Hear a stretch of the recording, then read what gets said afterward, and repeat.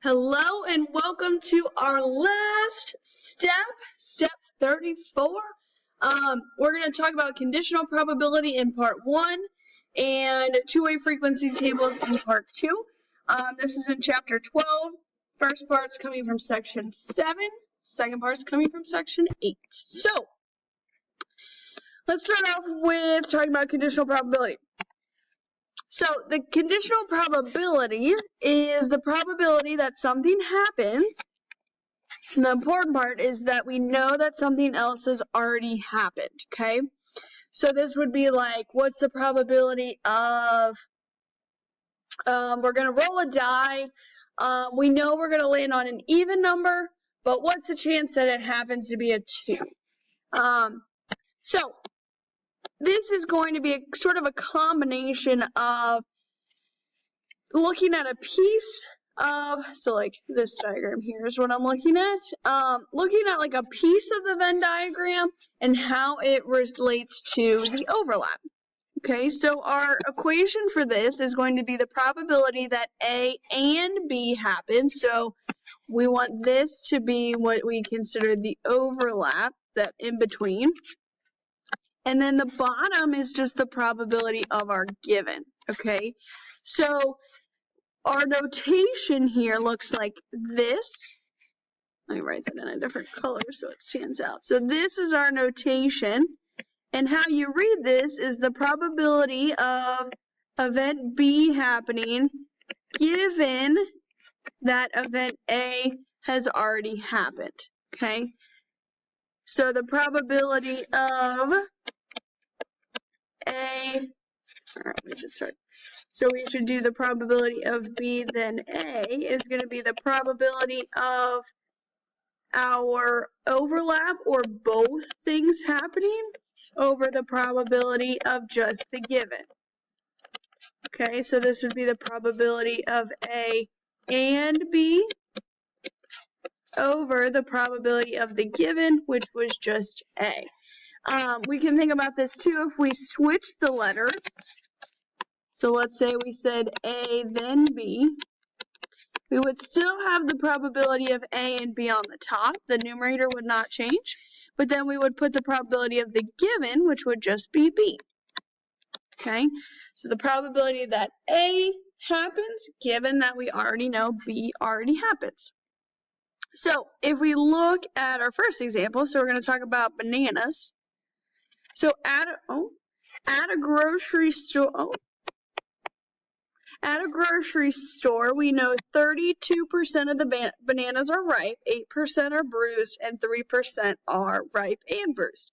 We want a banana is selected at random. What is the probability that a banana is ripe given, so we're going to draw our line, that it's bruised? Okay, so when we would want to find this probability, the top, like we said, is our overlap.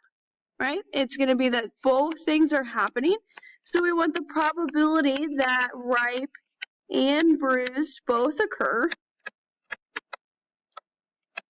over the probability of the given. And the probability of this given was that it would be bruised. So the probability that it's bruised. Okay, so on the top, we want to put what percentage of bananas were ripe and bruised, and that's 3%, right here, 3% are ripe and bruised, and then we want the probability that it's just bruised, and 8% are bruised.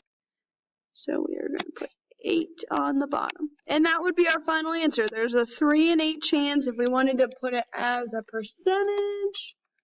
Let's type that in my calculator, 37.5%. So either way. All right, 1A is kind of asking the same thing, so we'll save that for class. Okay, we'll just do example 2 and then we'll be done. All right, so we have a class is holding a debate.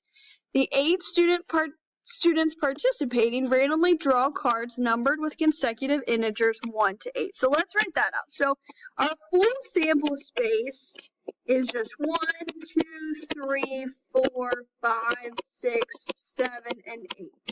Okay, so each card has one of these numbers on it. We want students who draw odd numbers will be on the preposition team. So let's write that out. So if you're on the proposition team,